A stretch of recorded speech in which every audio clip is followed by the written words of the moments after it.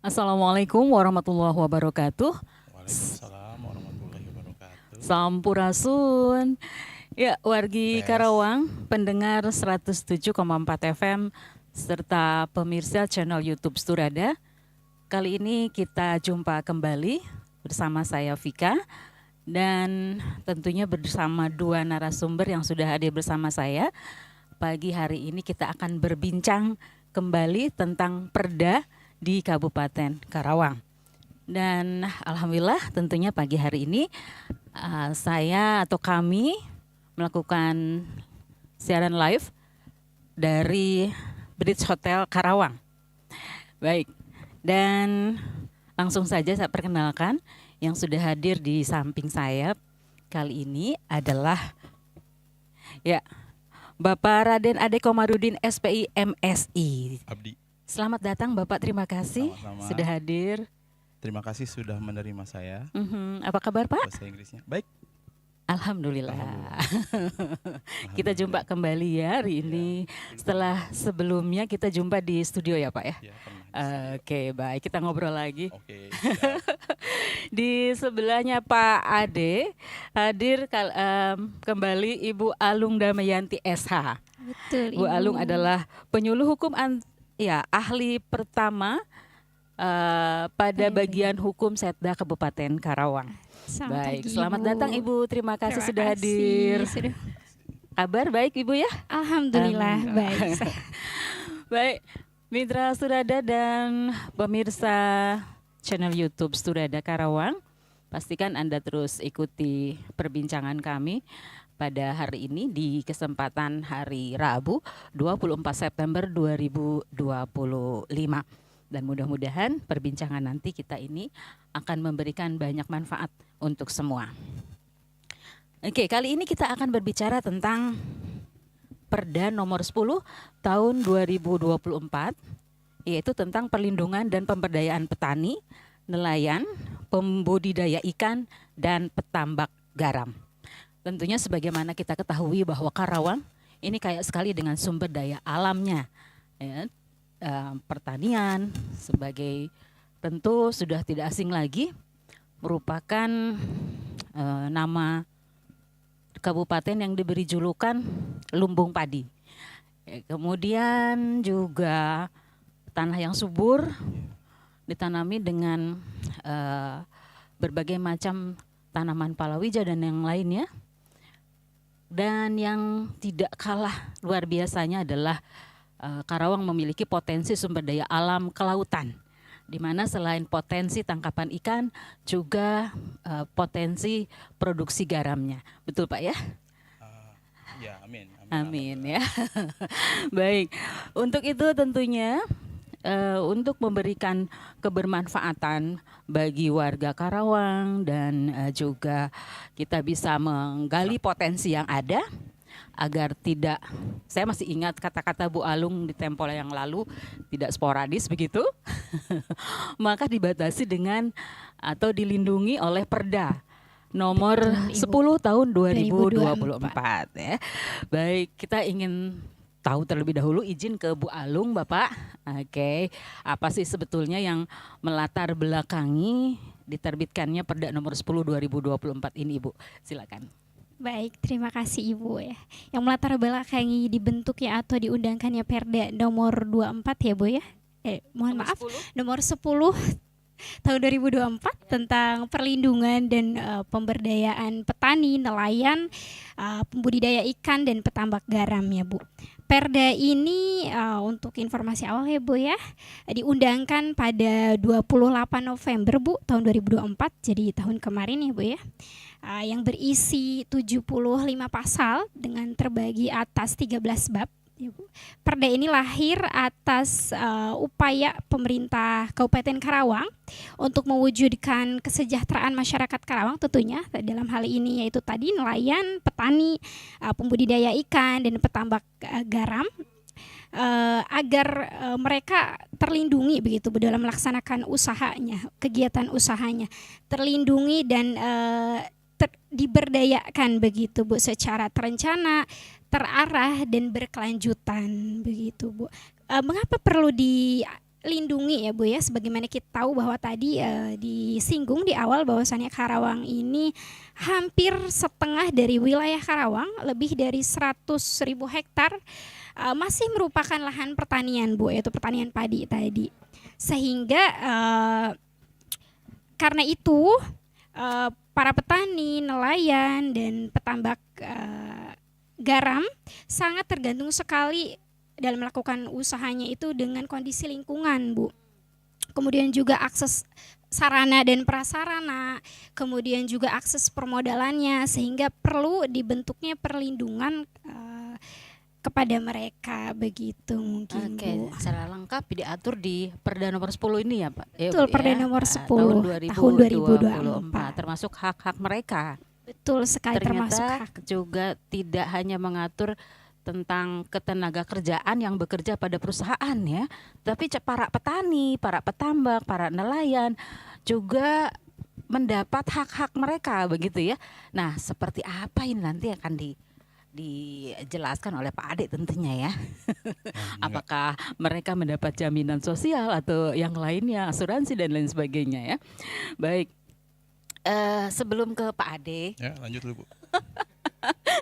saya ingin tahu ini isi perda yang lebih detailnya seperti apa ini Bu, selain dari yang tadi sudah disebutkan, misalnya haknya nelayan atau yang pembudidaya ikan begitu ya, petani, petambak garam.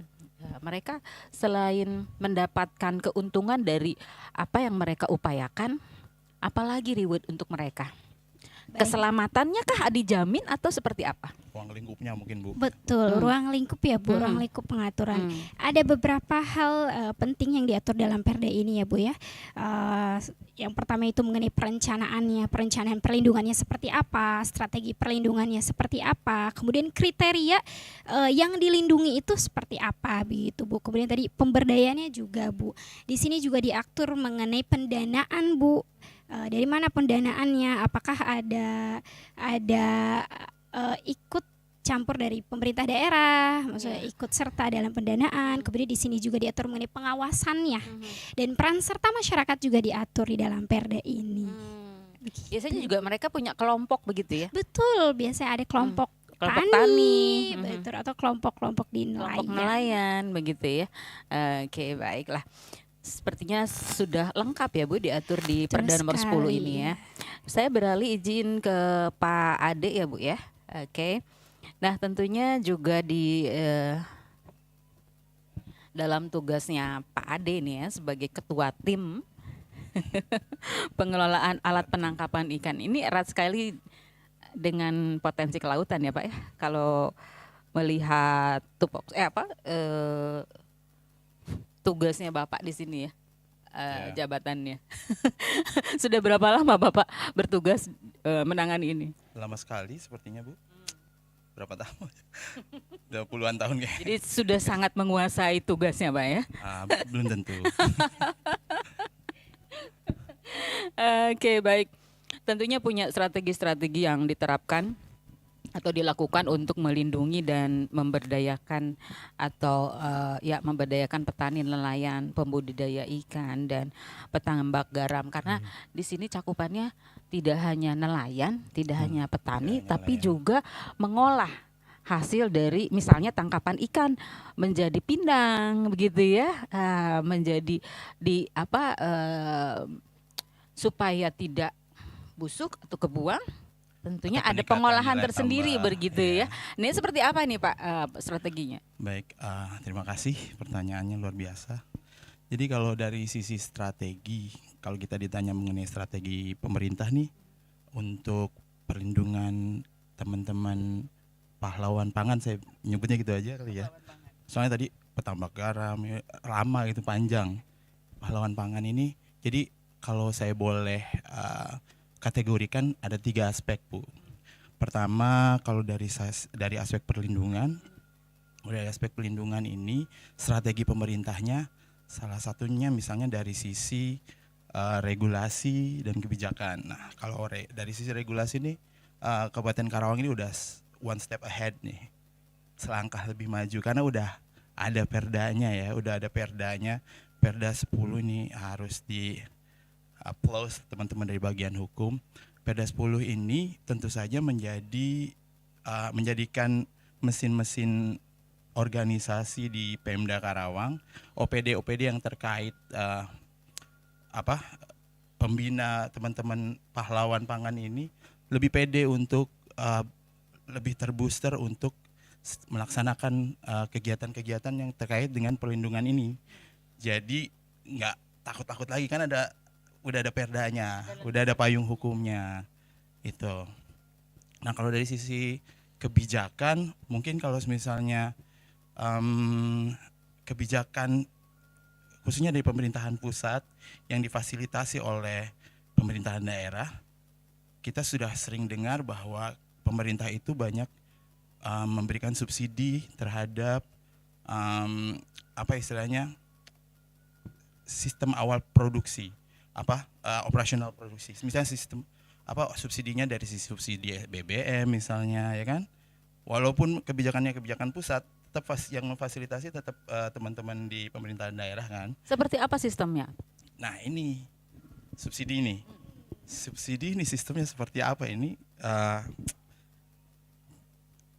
Yang saya tahu biasanya hasil dari pendataan dari teman-teman di bawah terkait validasi siapa saja by name by address teman-teman pahlawan pangan ini, sehingga mereka mempunyai validitas untuk mendapatkan si subsidi ini. Bantuan ini. Secara garis besarnya seperti itu. Misalnya kalau di perikanan ada pendataan kartu namanya Kusuka, kartu pelaku usaha perikanan, istilahnya seperti itu. Nah di data mereka dari sisi selain di data divalidasi bahwa ini emang benar-benar mereka pelaku usaha, sehingga tidak salah sasaran subsidi ini. Ini salah satu yang saya pahami ya Bu ya. Itu kan dari sisi kebijakan. Yang saya juga perlu penjelasan Pak. Mangga.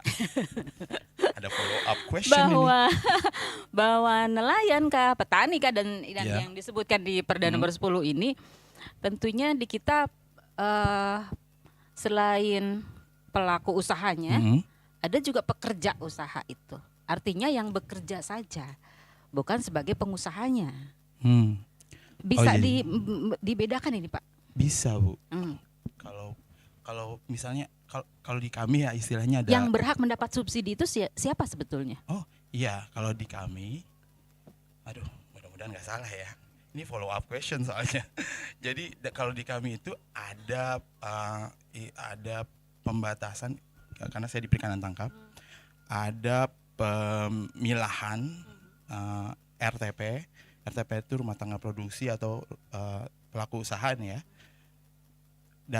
Kalau di kapal kan ada ukuran-ukurannya tuh Bu. Jadi kalau misalnya masuknya ke nelayan kecil misalnya, yang ini berhak mendapatkan subsidi, ini ya itu tadi kategorinya Pak. Dia pemilik perahu dengan ukuran 5 GT ke bawah misalnya. Apa itu 5 GT ke bawah? 5 GT itu kayak gross tonnage Bu, ukuran kapal nih. Kalau saya ngejelasin kapasitas nih, berapa ton? 1 SKS. Kapasitasnya berapa itu kalau bisa bawa ikan? Itu tonase ini diukur berdasarkan panjang, lebar, tinggi, dalam ya. Makanya kalau dijelasin berdasarkan dimensi.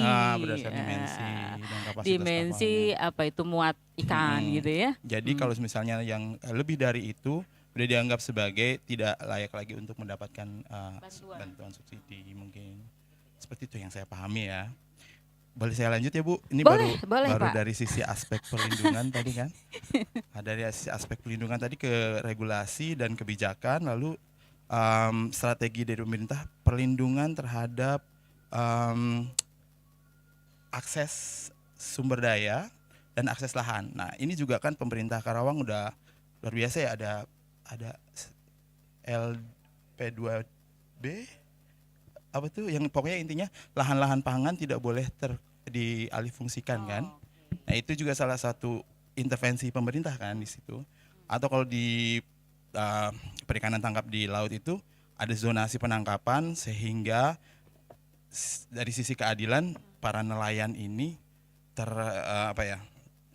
teratasi. Itu sisi keadilannya, maksudnya alat tangkap yang besar tidak boleh menangkap di zona untuk alat tangkap yang kecil, misalnya seperti itu. Nah, ini diatur oleh pemerintah. Itu ada batasan-batasan ya Pak ya? Ada batasan-batasannya. Atau kalau teman-teman budidaya juga sama kan, kalau Karawang kita sudah memfasilitasi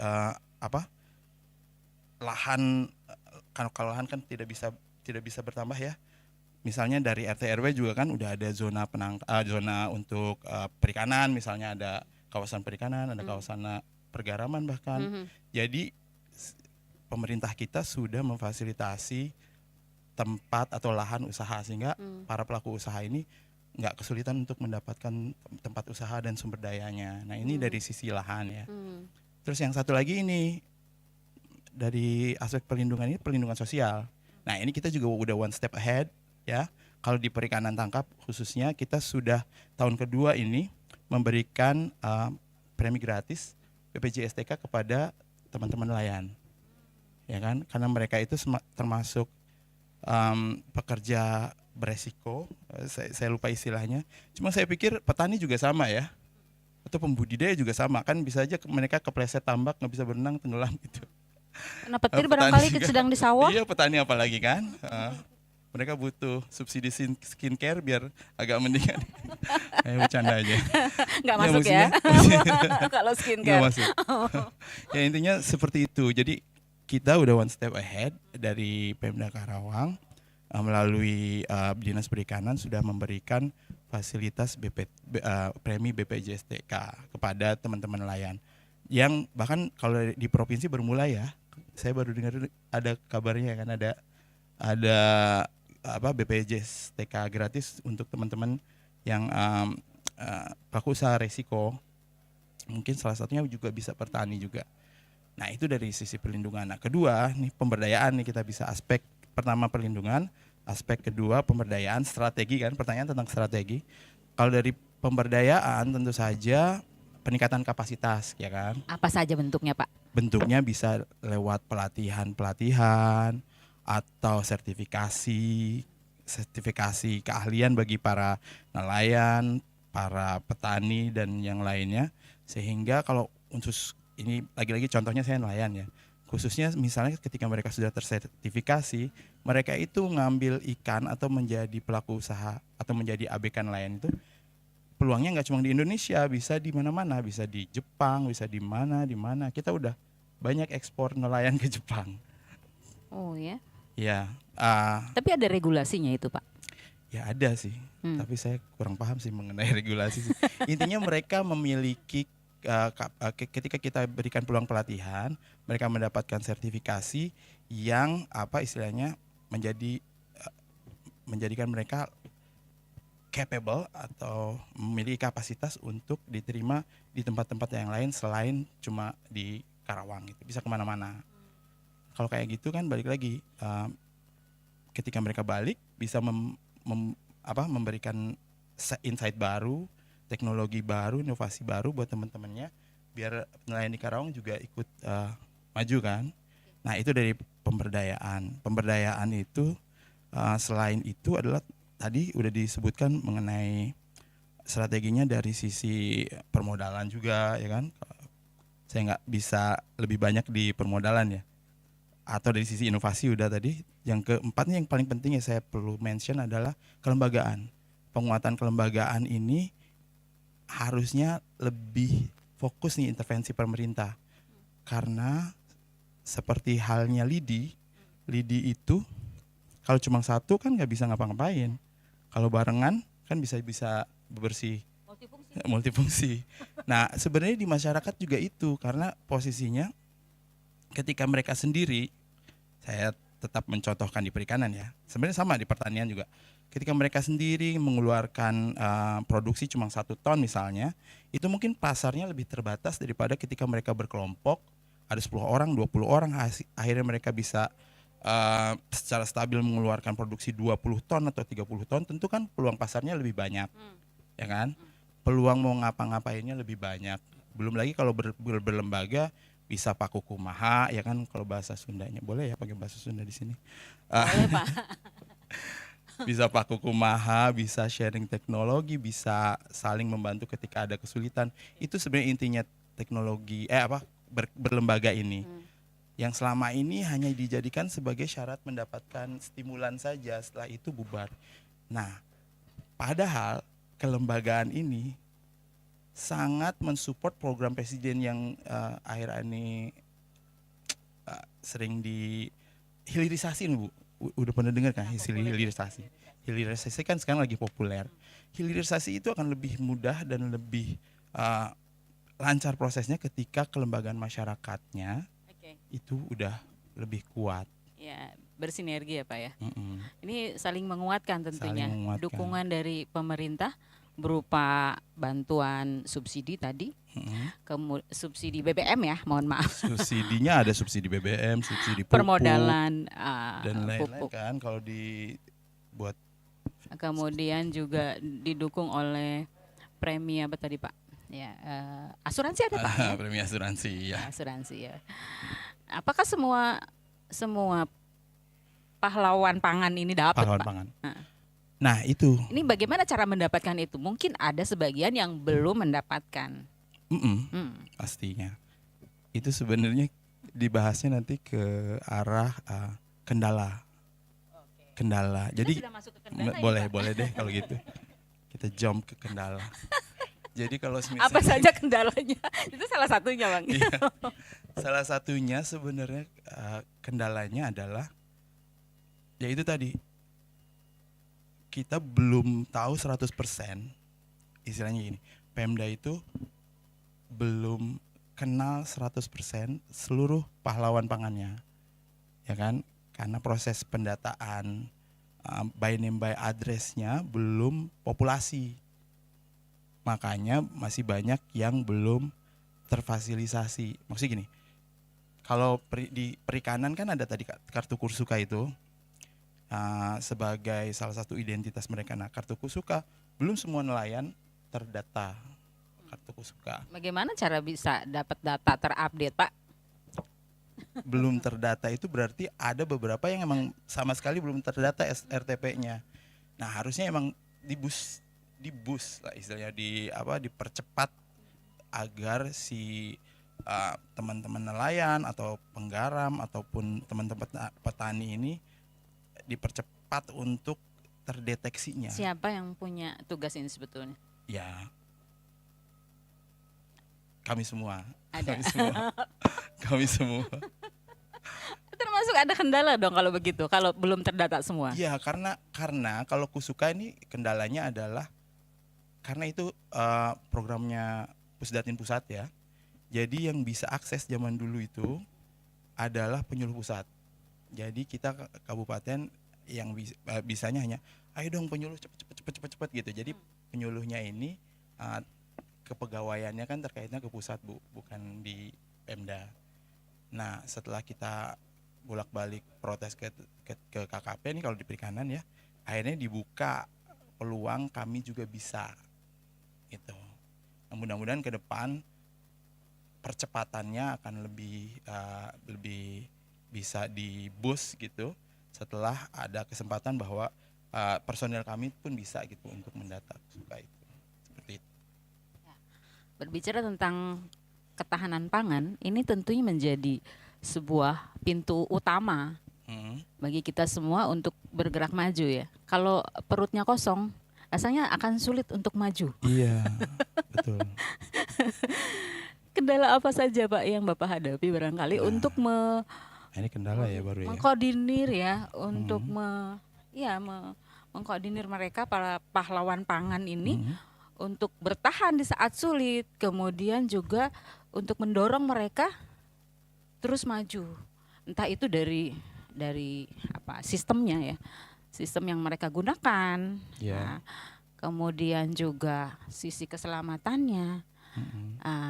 Kemudian mengelola hasilnya. Sampai pada mengelola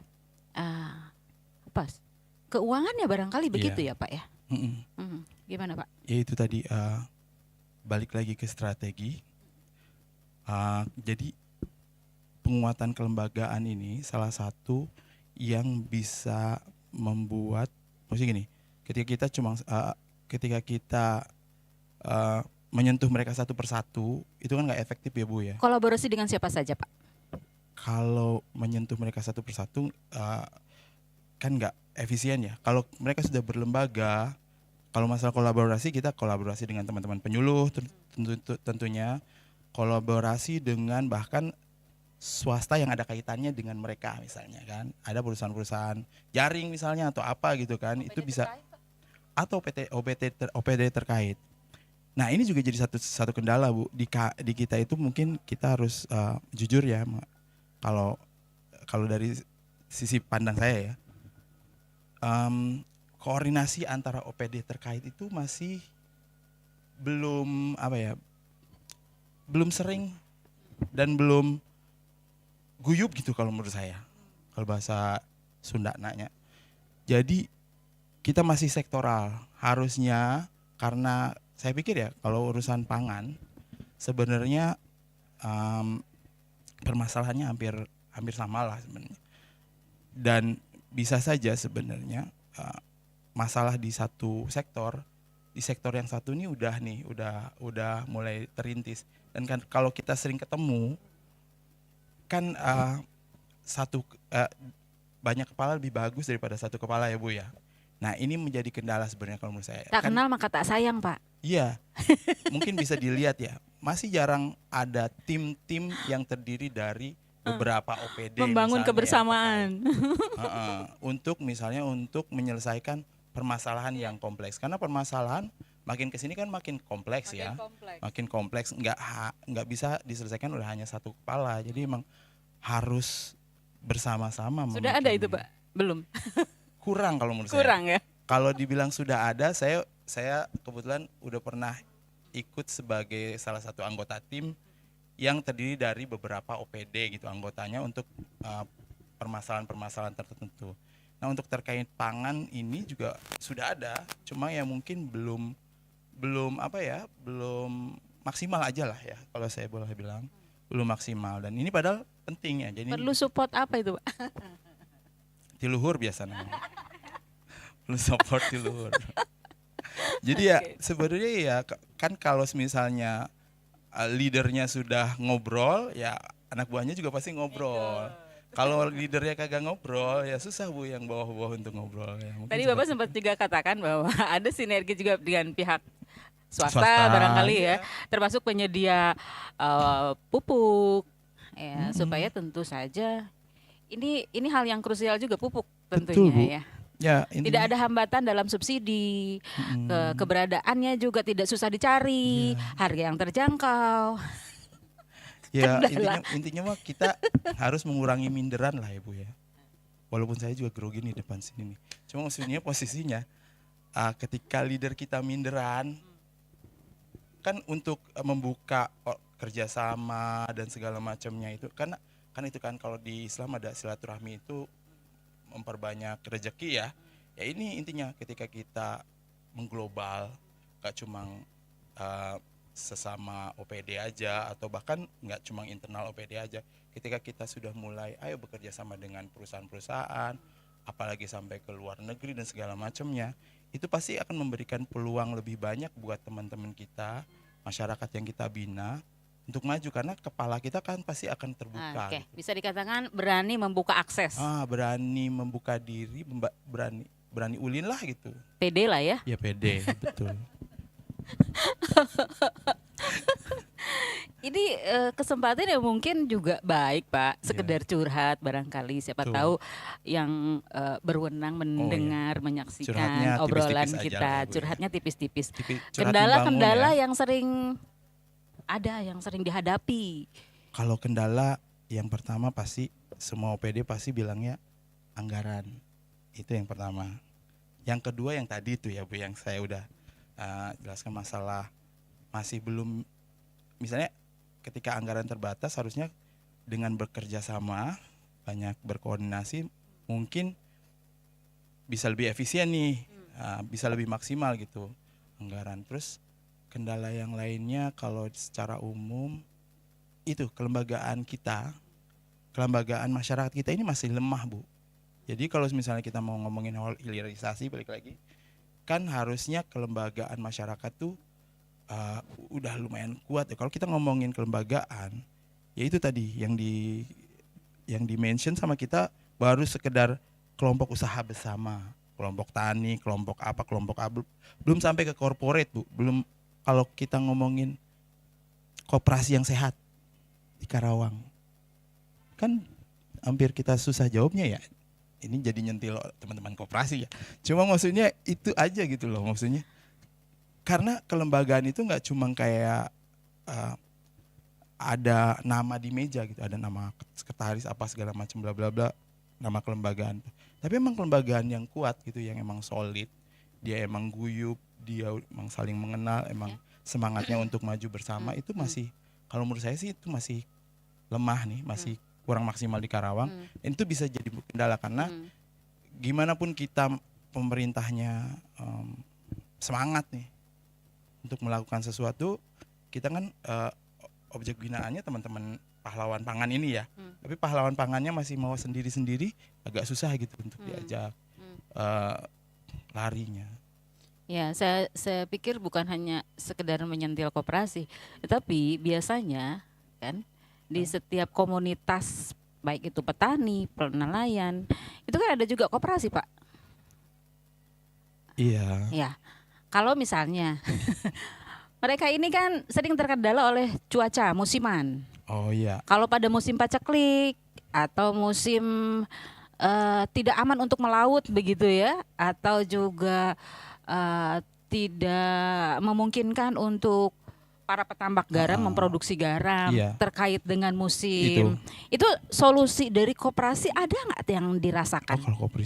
Kalau solusi dari koperasi saya belum ke situ. Gak bisa jawab juga ya, maksudnya solusi dari koperasi kan saya bukan bagian dari koperasi. Cuma maksudnya emang betul kata Ibu, itu kendala juga, kendala secara sektoral ya. Kalau dari nelayan itu ya hampir semuanya sih sebenarnya teman-teman pelaku usaha pangan ini tergantung alam kan, tergantung kondisi alam, cuaca. Makanya sangat penting juga untuk memberikan pengertian mereka, memberikan pengetahuan mereka, mengajari mereka untuk bisa beradaptasi terhadap kondisi-kondisi yang tidak menguntungkan ini. Apalagi kalau kita mungkin sering dengar sekarang adaptasi iklim ya, karena emang iklimnya udah mulai goyang-goyang kayak tidak menentu. Nah, teman-teman pelaku usaha pahlawan pangan ini harus kita kuatkan kapasitasnya, teknologinya dalam beradaptasi terhadap iklim ini. Nah, kalau misalnya ya betul kata Ibu, ini emang kendala ketika tahun ini nih basah nih kan.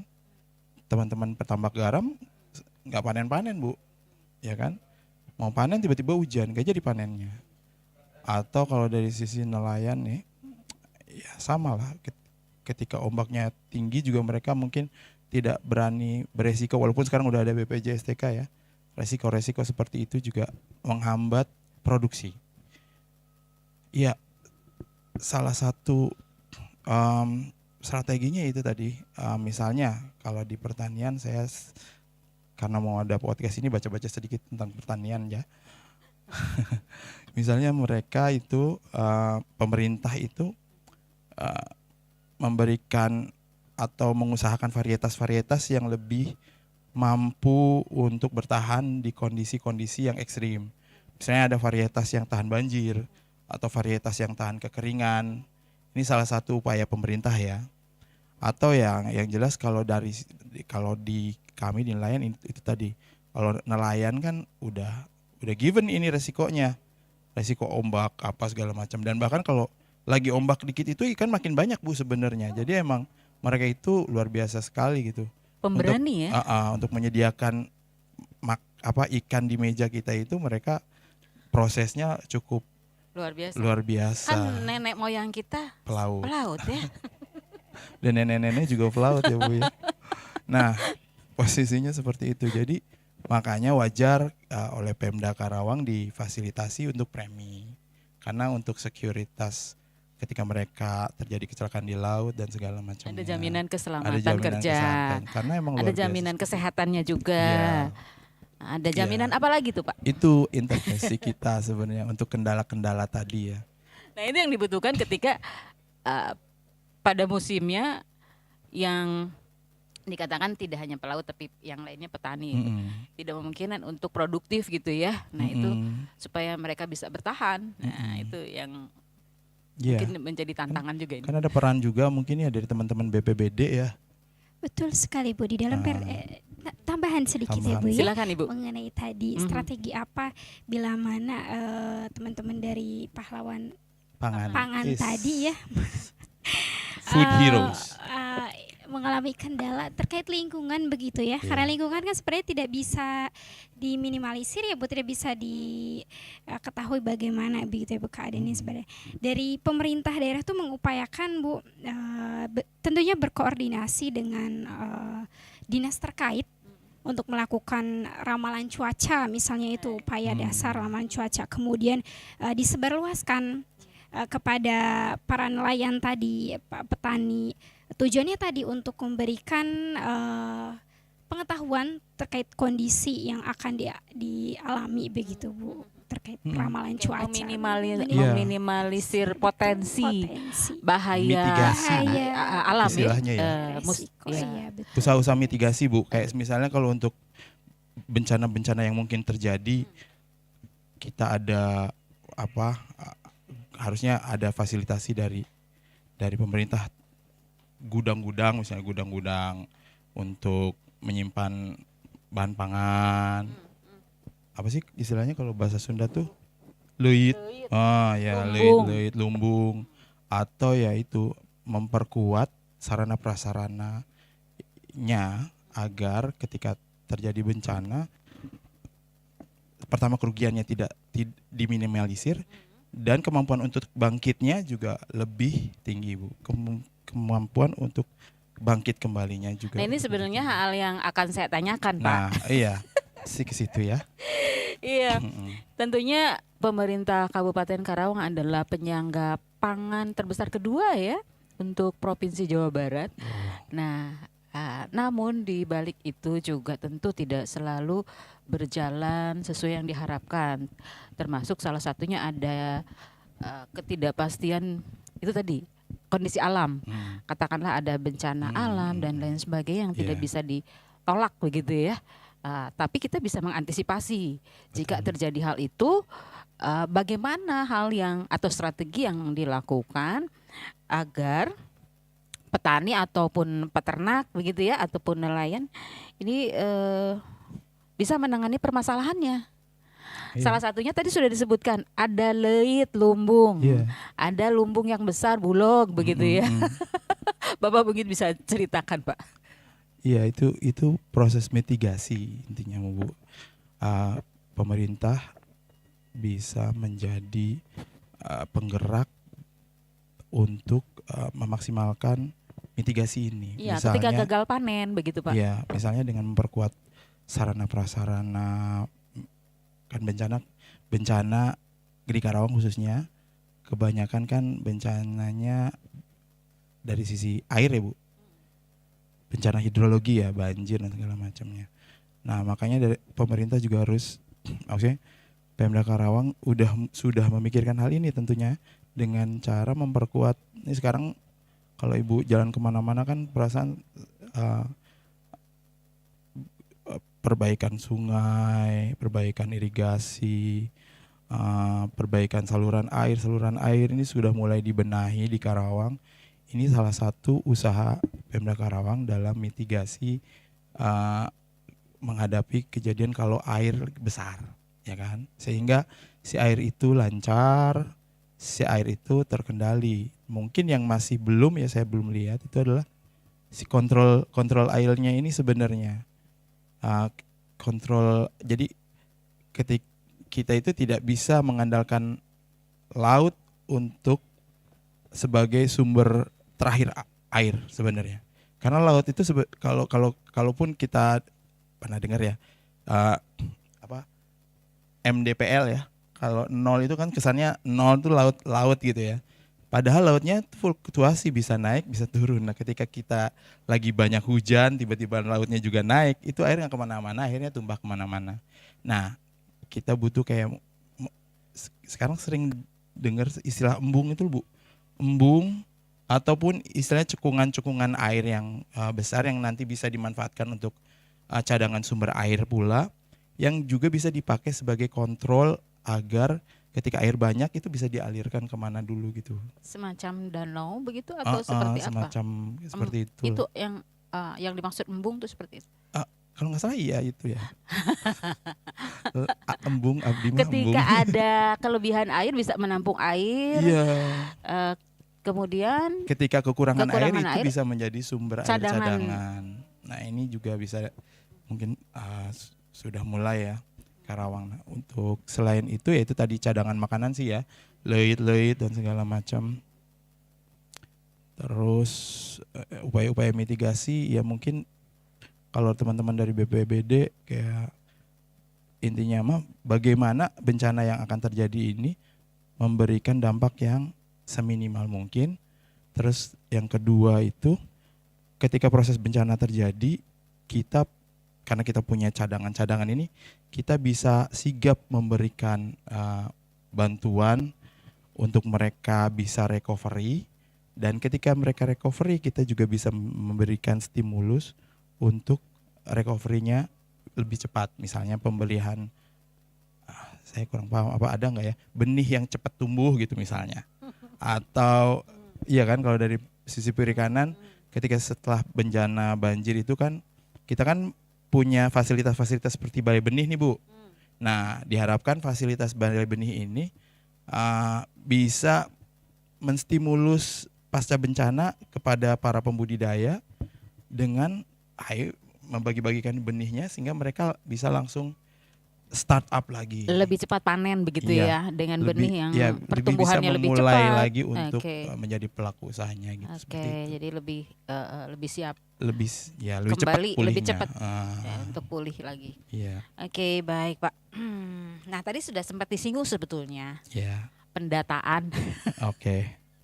Pendataan dari para pahlawan pangan begitu ya. Jadi saya jadi pinjam atau mengutip dari istilah yang disebutkan Pak Ade ya, dari petani, petambak dan semuanya nelayan, dikatakan pahlawan pangan ya gitu. Bapak boleh sampaikan datanya Pak, berapa jumlah mereka sudah terdata semua? Saya nyontek tapi boleh berbicara tentang data. Data mau nyontek, saya nyontek dulu ya. Kalau data nelayan yang ada di Kabupaten Karawang ya secara keseluruhan. Nelayan di Kabupaten Karawang itu kalau untuk pemilik perahu ya, pelaku usaha RTP pemilik perahu itu ada 1.500 kurang lebih. 1.500. Sehingga kalau kita bisa estimasi nelayan di kita itu kurang lebih ada 9.000-an. Nelayan secara umum ya. Dari pesisir pantai utara Karawang, artinya dari teritorial mana itu Pak? Kalau dari paling ujung Pak Pakis Jaya. Jadi yang berbatasan. Kalau nelayan itu sebenarnya nggak cuma laut ya Bu ya. Ada nelayan laut, ada nelayan darat. Nelayan darat itu yang nangkap di sungai, nangkap di danau-danau. Harus di laut ya. Oke. Kalau di lautnya ada 9 kecamatan dari Cilamaya Wetan ke Pakis Jaya. Kalau baratnya Pakis, timurnya Cilamaya Wetan. Ada 9 kecamatan. Nah itu kalau yang dari kurang lebih estimasi 9.000-an itu, yang terdata Kusuka baru 3.000. Saya contek dulu. Baru sepertiganya. Belum 50% ya? Data. Ya itu kurangnya tadi. Personil? Ya, boleh lah. Kurang personil Bu, emang.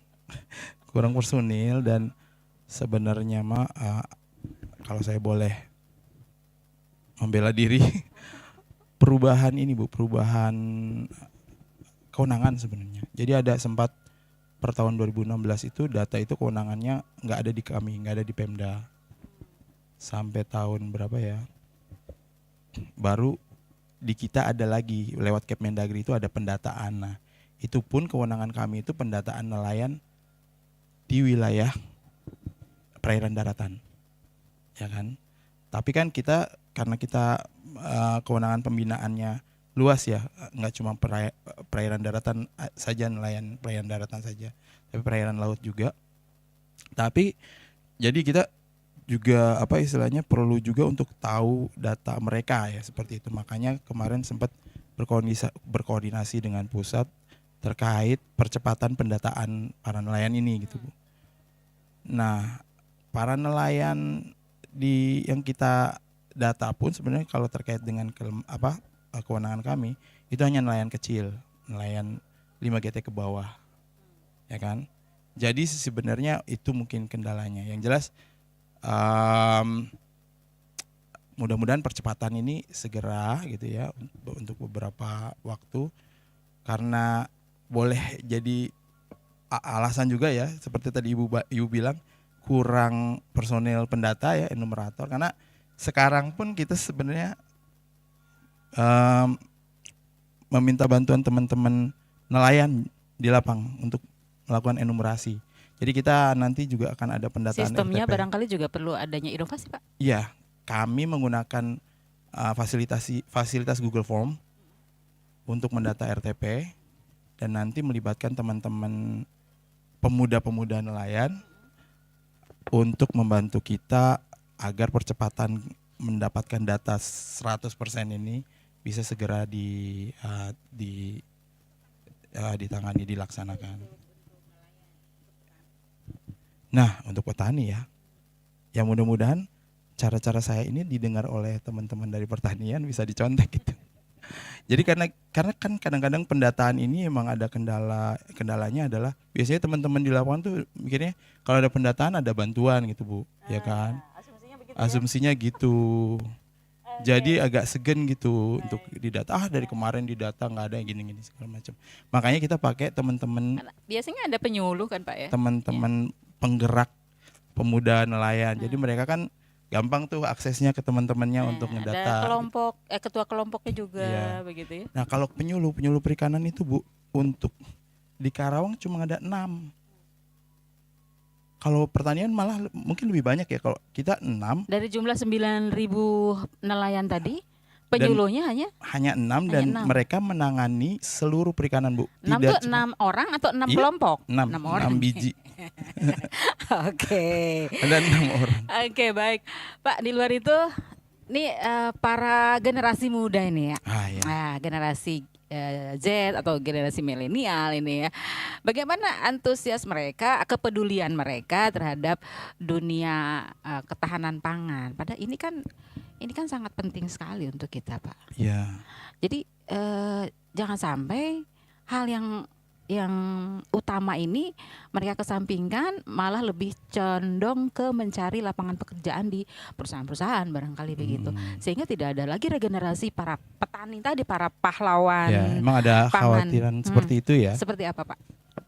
Cuma kalau saya lihat nih ya, kalau di nelayan ini nggak berlaku nih kekhawatiran itu. Jadi nelayan-nelayan muda masih banyak, Bu. Jadi regenerasi di nelayan mah kayak nggak perlu dikhawatirkan ya. Kalau mungkin dari pertanian ya yang agak mengkhawatirkan gitu ya. Cuma kalau menurut saya ketika informasi sekarang semakin global gitu ya, banyak inovasi teknologi yang bisa kita saksikan di layar media gitu kan, yang saya ngelihatnya justru sekarang banyak tren anak-anak muda balik pengen jadi pahlawan pangan, Bu. Tapi dengan cara mereka gitu, karena sekarang mereka udah mendapatkan informasi global bagaimana menjadikan pertanian itu terlihat keren gitu kan, terlihat cool. Mereka bertani dengan cara yang keren, lebih modern begitu ya. Ya terlihat lebih modern dan tentu saja kita jangan berpangku tangan nih pemerintah. Kita istilahnya kasih boost ataupun kita buat program-program yang menjadikan tren ini lebih kencang gitu kan. Dengan cara ya kita bisa buat tagline ataupun misalnya kita berikan insentif bagi para nelayan, bagi para petani-petani milenial dan iya, segala iya. macamnya. Ini juga berarti kan juga mengurangi angka tingkat pengangguran Oh iya, tentu di saja. Kabupaten Karawang. Ah, Ya. ah, ah. Baik, tanpa terasa luar biasa Oh, iya. perbincangan kita. Oh, Waktu kita sudah sangat terbatas. Alhamdulillah. alhamdulillah. Tentunya pemaparannya untuk hari ini Amin. Pak Kabid, Ibu Alung, terima kasih Amin. untuk hari ini. Mungkin ada hal yang ingin disampaikan di akhir perbincangan kita. Ibu Alung, kemana kita kalau ingin mencari produk hukum Kabupaten Karawang? Kabupaten Karawang, baik Ibu. Bagi wargi Karawang dan tentunya pendengar Seturada yang membutuhkan produk hukum Kabupaten Karawang, bisa langsung kunjungi JDIH Karawang, website JDIH Karawang di jdih.karawangkap.go.id begitu Bu. Jadi di sana nanti bisa juga ada Perda nomor 10 tahun 2024 ini. Bisa langsung diakses. Siap. Pak Ade barangkali untuk closing statement? Oke. Baik, untuk closing statementnya, pahlawan pangan ini adalah, kenapa saya bilang pahlawan? Mereka berproses sedemikian rupa untuk menghasilkan untuk menghasilkan sesuatu yang ada di meja kita. Jadi